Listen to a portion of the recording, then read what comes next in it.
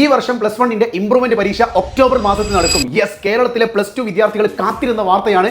2 പേരോട് നമ്മൾ താങ്ക്സ് പറഞ്ഞേ പറ്റുള്ളൂ. ഒന്ന്, പൊതുവിദ്യാഭ്യാസ മന്ത്രി ഷംസുക്ക ഇത്രയും നല്ലൊരു തീരുമാനം എടുത്തതിൽ ഒരു നെഗറ്റീവ് നമുക്ക് പറയാനില്ല. പക്ക അടിപൊളിയാണ്.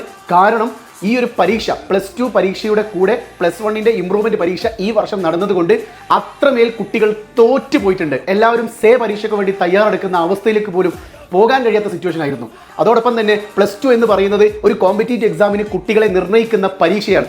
ആ പരീക്ഷയുടെ അതേ മാർച്ചിൽ ടെൻഷൻ അടിച്ച് എഴുതേണ്ട പരീക്ഷയുടെ കൂടെ ഒരു വർഷം മുന്നേ പഠിച്ച സിലബസുകൾ +1 എന്ന് പറയുന്ന പരീക്ഷ എഴുതേണ്ടി വരുന്ന അവസ്ഥയെക്കുറിച്ച് നിങ്ങളൊന്ന് ആലോചിച്ച് നോക്കിയേ. സോ ഇത്രയും കംപ്ലീറ്റ് ക്രെഡിറ്റിൻ്റെയും വലിയൊരു പങ്ക് നമ്മുടെ മന്ത്രി ഷംസുക്കാക്ക് തന്നെയാണ്. രണ്ടാമത്തെ കാര്യം, ഇത് ഇന്നലെ കൂടി മന്ത്രിയിലേക്ക് നേരിട്ടെത്തിച്ച നമ്മുടെ KSUവിൻ്റെ സംസ്ഥാന വൈസ് പ്രസിഡന്റ് ആൻ സെബാസ്റ്റ്യൻ, 2 പേർക്കും കംപ്ലീറ്റ് കേരളത്തിലെ മുഴുവൻ +2 വിദ്യാർത്ഥികളും കടപ്പെട്ടിരിക്കുകയാണ്. ഇത്രമേൽ സന്തോഷ വാർത്ത ഇപ്പോൾ +2 പഠിക്കുന്ന കുട്ടികൾക്ക് ഇനി കിട്ടാനില്ല.